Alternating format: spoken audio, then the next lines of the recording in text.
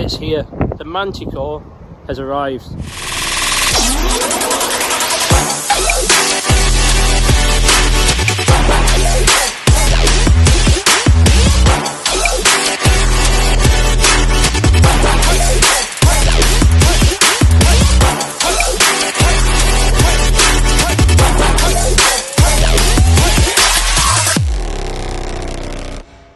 Well, after a lot of waiting, it's finally here. The Manticore has turned up. Something I've been looking forward quite a bit now to getting my hands on and testing. Some of you might remember back in August of this year, apologies, it's really windy here, so hopefully you can hear me okay. And I'm sort of crouched down behind the hedgerow to try and make it a bit easier for you to hear me. Anyway, yeah, August this year when Minelab launched their all new the Beast, the Manticore, at the Joan Allen event. I was really lucky to be perhaps one of the first people to actually test it and get my hands on it. And I did a few short videos initially talking about what I thought, but I didn't really use it long enough to be able to sort of give you a formed opinion. So today it's set up, it just arrived. I'm going to take it out, and all I'm doing today is just getting a feel for it, and I'll drop in some sort of videos and bits and bobs as we go along. If we find anything great, I've come to my usual field that I always start off when I'm testing machines in. It's been done many times. So really today is about just getting a feel for it, seeing what I think of it, and more importantly, seeing if this new machine might possibly open up fields that have been done really hard in the past. Is it able to find the things that maybe we've missed with all the other machines? So I've done this field hard with the 800, I've been testing the 900 in here, and the Legend, lots of machines have been in here, so now we've got the Manticore in here. So let's find out. Right, so here we are, the mighty Manticore, the Beast. We'll start up at this end, at the important end. Now, when I first tested this back at the Joan Allen event, when Minelab chose their event, Joan Allen's event, to launch this machine, one of the first things I noticed when I picked it up was not its performance or anything like that, it was just the way it was balanced, and it just sat beautifully in the arm. And what helps with that, this arm cup, nice and flexible, and it's quick release as well, so you can push it in and you can just slide it to where you want it and then lock it in. It's very similar to the arm cup that's on the Equinox 7 and 900, but it is got some different features to it, so it's not exactly the same. Nice little touch there, like that, Manticore written on there. Carbon shaft, same cam locks that they've put onto the Equinox, really nice. I'll come around this side and show you. And what you've got is you've got the little thumb screw here as well, so what you can do is you can adjust it so you can get them nice and tight and stop any movement in the shaft. I've just used this for a short time this morning, same as the 900, I've used that quite a lot now. This shaft is solid so far, doesn't wobble or anything like that. Lovely looking control box there. Now the menus, is, if you're used to the Equinoxes, it's slightly different, but I would say this is more intuitive. You can see it's not got much charge in it because I literally just took it out of the box and we've gone for it. Yeah, the menus are really simple to use. You just I'm not going to go through all the settings of menus, but just give you an example. You can go into it and then you can just scroll up and down through the things that you want to adjust. 10 detecting modes on here.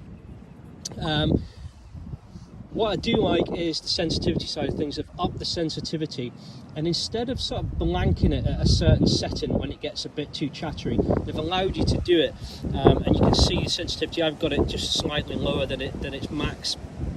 But interestingly, once you get up into the high sensitivity, you'll see that it's got the red bar telling you that it might be chatty, and it's got a bit extreme, it's gone red. You can see it starting to chatter a bit there. So I love the fact that Minelab have let us go wild with this, and they've given us the option to really crank up the sensitivity and use this thing how we want to. Coil, slightly different to the 11-inch that you might remember on the Equinox if you use the Equinox, but what I do like and what's different is this part here. So the actual C joint, or whatever you want to call it, is attached to the lower stem and not to the coil. So the coil's got a really rugged and sort of fixed lug in the centre, but not the two that you might remember on the Equinox that some people had problems with them fracturing. So in reality, if you were to fall or sort of trip over this thing, and break the lugs, you're only replacing the lower stem as opposed to replacing the whole coil, which is, I think, quite a good idea. So yeah, 105 ML105 headphones. So these are wireless, not Bluetooth, same as the 700 and 900 have gone away from the Bluetooth and they're all wireless now. Some people didn't like it on the new Equinox because it meant they couldn't use their old Bluetooth headphones. However, what it does mean is they're much quicker, there's less lag, and they hook up to the machine much faster as well. Overall, the design of these so far, I mean, I've only been wearing them a short time, really like them. Nice, sit over the ears. I know that's not for everyone. Some people like the smaller ones. It's a windy, cold day today, so I like them sat over the ears. But equally, you can also hear quite well when you've got on some of the headphones from other machines that I've tested. Once you've got them on, they do mute a bit of the sort of outside noise. Whereas these ones you can still hear if people are talking to you, that type of thing. Some of the people that I dig with, maybe not the best if I can still hear them. No. However, so far, like them, look good. So what I'm going to do, because I haven't got much battery, because I literally dragged it out of the box, I'm going to go out, have a dig with it.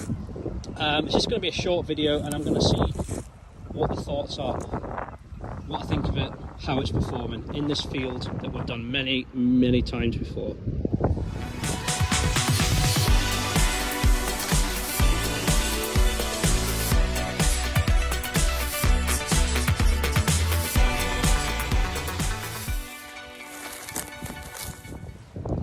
Right, so I'm just going to show you a few targets, just so you can see what the 2D screen looks like and what's going on. So when I talk about 2D screen, it's this part here, and then this either end on this scale depends on how conductive it is, and then you've got the ferrous indicator at the bottom and the top. So basically what we're looking for is the dot to sort of sit somewhere in the middle there. So nice and steady, 16, 17 there, and it's sitting, as you can see, on the 2D screen in the centre there. So definitely worth a dig, that one. So let's give it a go. Let's grab the spade. It's just falling over. Obviously, it's on a rock as usual.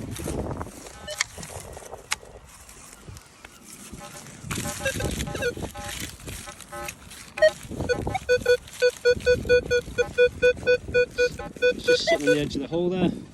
Hopefully, it's just on the top. That's out. Nice and chirpy. So I've got this in field in the general mode, just till I get a feel for it. I've got this, the recovery speed down at 4, sensitivity set at 25. So some quite bog standard settings, and I haven't really yet gone in, messed around with the ferrous or anything like that. What else have I changed? Stuck it to 5 tone on advanced tones, and that's pretty much it really. So right, let's see what we've got in here. It's probably nothing, but just to give you a feel for what it looks like and sounds like.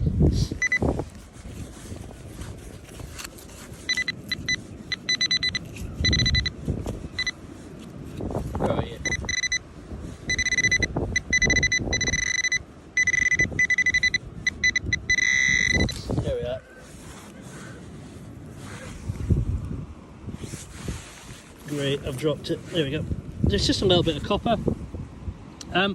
What I've noticed so far though is really small bits of non-ferrous items, much smaller than this, are coming up with some really nice sort of big strong tones. There's no grey area whether or not the Manticore's hitting it or not. You just know when you're on something.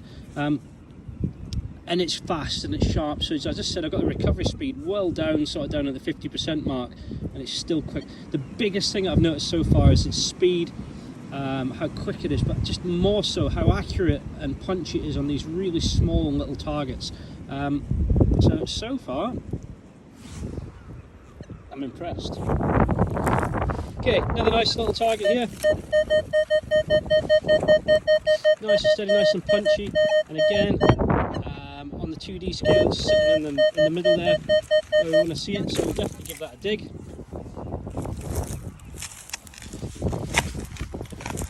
One other thing that really stood out when I tested this machine last year at the Joan Allen event was just the build quality on it. I know the Equinox range people, some people have found faults with it. It just seems so well put together, so well thought out, and it's nice to see that they've definitely listened to customers' remarks on what they'd like to see changed. Definitely a much sort of better put together machine, and the balance is so much nicer on it as well. So yeah, anyway, so it's out the hole. In fact, I can see it, it's right there, and I would imagine that is a button. Yeah, not too deep, maybe 4 or 5 inches, but nice and stable, hits hard on all these targets. Great, let's carry on.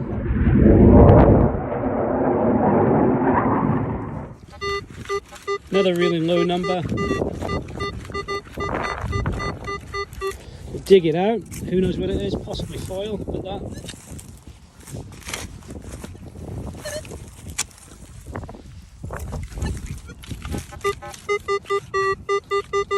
Just at the edge there.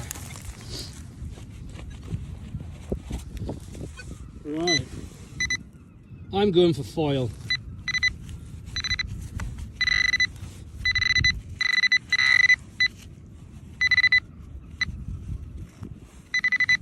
Where have you gone? Is that it? Yeah, bit of foil. So a bit higher this time, 33, 34. Another thing that I should have pointed out, the little light sensors on the screen there. So the design of those is, if you set it right, or sorry, not set it right, but have it set so that when the low light conditions start to occur, it will automatically put on the backlight for you.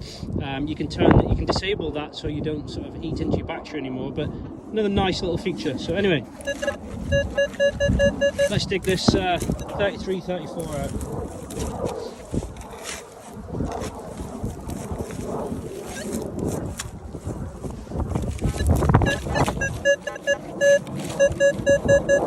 Just on the edge of the hole there.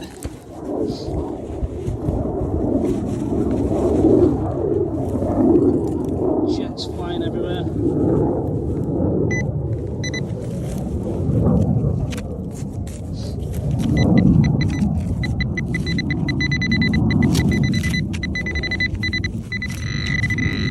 Come on.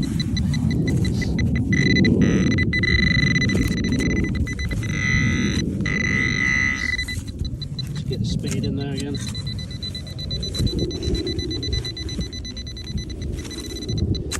Hopefully that's got it.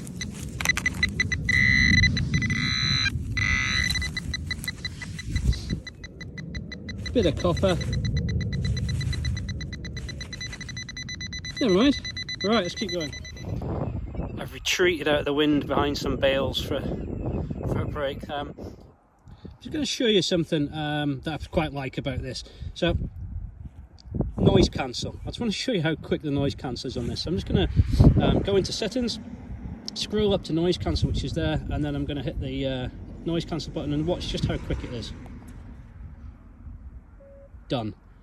Just a couple of seconds compared to the Equinox 800 and 900. Now, the 900 is slightly quicker on the noise cancel, but this is much quicker than both of them. If you're remotely interested, this is how quick it turns on.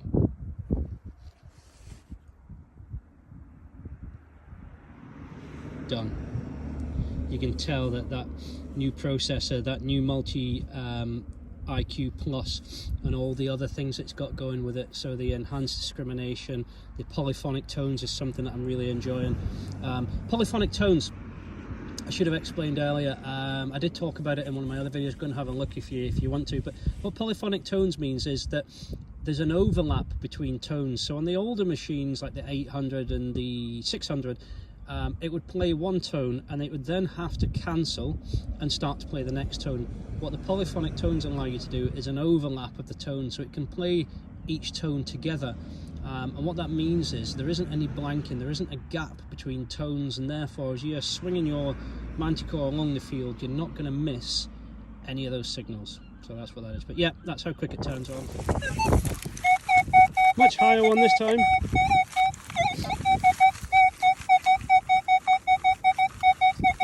Yeah, nice and steady on the 2D screen as well.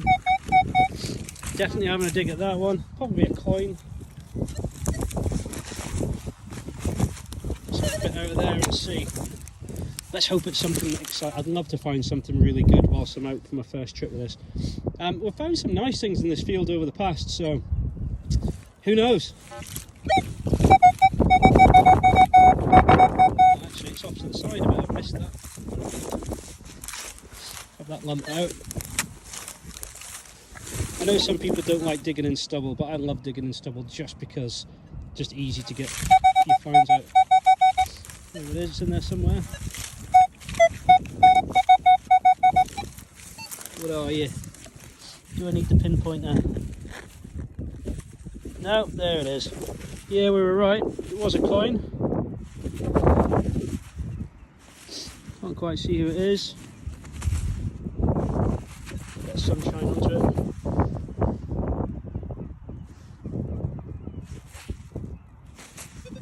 That's the Britannia on the back. Possibly a Vicky or possibly a George. Yeah, nice and solid on that. Not incredibly deep, to be honest, but you weren't going to miss that, that's for sure. Another coin, Georgie third, or what's left of it. Pretty worn out, but that came up at 89, 90-ish, so right up on the high end of the scale, but these things sing out anyway, so yeah, there we go. You can just see the bust there. Right, so back in the office after half a day detecting with the Manticore. I'm going to give you a bit of a summary, sort of wrap up what I think about it so far. I'm just going to give you some of the stats and let you know what's going on with the Manticore, because I didn't really talk about it in the field because it was so windy, and let you know what some of the features are and the advancements and all those other bits that you'll be wanting to know about. And as more videos come out, I'll start digging deeper into those. But today was just a bit of a get out there, have a go with it and test it. So the higher power multi-IQ plus that's gone onto the Manticore, this is what everyone's been talking about before it came out. They're saying 50%, is that 50% more power? Is it more 50% more depth? I covered it a little bit earlier in the video, but it gives you more power. That power translates to stronger target signals, those little small iffy signals that you might have missed with other machines. Does it give you extra depth? From the Minelab engineer Mark Laurie, when I chatted with him a few weeks ago, yes, there is some enhancement on depth, but that's really not what it's about. It's about enhancing those little iffy sort of deep signals that you might have missed in the past. Faster response, it's incredibly quick, this thing. I tested the Equinox 900 recently. That's much quicker than the 800, really liked it, but I think the Manticore has just taken it to that next step in terms of its response speed. It's got enhanced discrimination, it's got enhanced audio options. So one of the key things to the Manticore is it really lets you dig in there and do a lot more in terms of user settings. You can do a lot more than you could with the Equinox, for example. Something that I can't remember if I mentioned when I was in the field is the actual user interface. If you're used to using Equinox on the Minelab machines, it'll be quite familiar, but I find, and this is just a subjective thing, it's my opinion, I think that the Manticore interface is much easier to use. An example of that is when you go into a menu and you start scrolling through it, beside it, it actually lists what it is that you're looking at, so you don't need that sort of Equinox style screen protector with the details on it, if that makes sense. So the menu I just find is slick and easy to use, and really enjoy that part of it. So that was a big plus for me. The build quality, you can just tell. I know when I used it earlier this year, I picked up, first thing I talked about was the balance. The balance is fantastic. It just swings nicely. It's lighter than the old Equinox by, I think, some 300 grams. Could be wrong there, I'm sure someone will correct me on this. So out of the box build quality, so far I'm impressed with the way it's put together. There's just some little touches, the way the grip is on it. In fact, it's down here beside me charging. They've changed the style of the grip like they have with the Equinox 900. It's canted more, it's got like a little notch for your hand to rest in, it's slightly wider so you don't get that sort of hand cramp and all the rest of it. The arm cup just revolutionises ease of use compared to the old ones, like the Equinox style ones that would break and things like that, or some would break. 10 search modes, I like the way they've set them out. Again, we'll cover those in other videos. There's some nice little features in there. It's got a boost EMI immunity.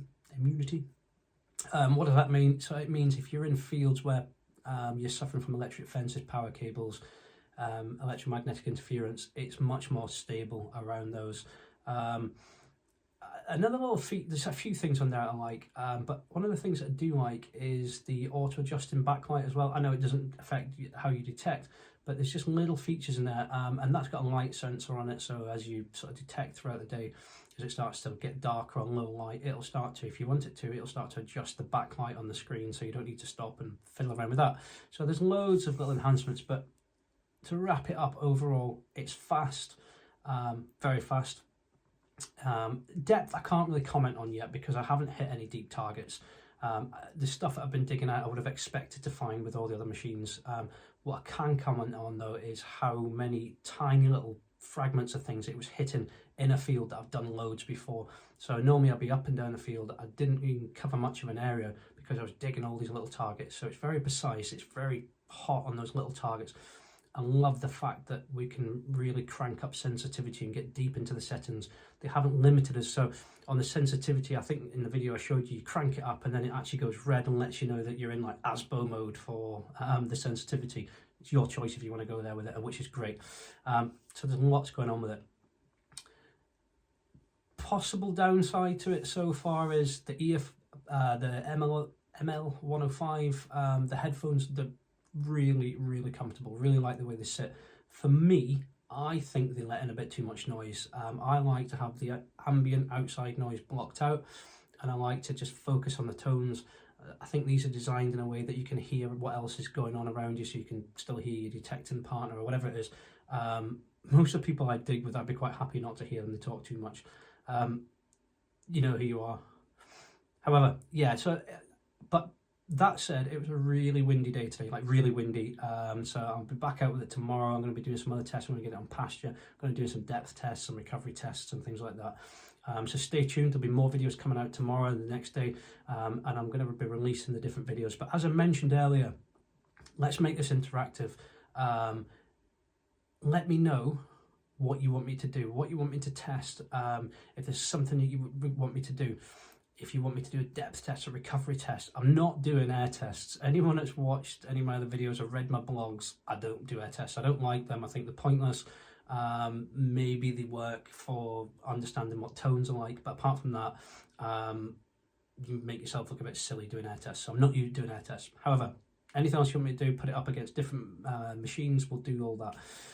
I did mention earlier as well, lots of people have asked me to put it up against the Legend and up against the Equinox 900 and 800 and things. Now, I will do that for you, but I think it's an unfair test. The Manticore is in a different level.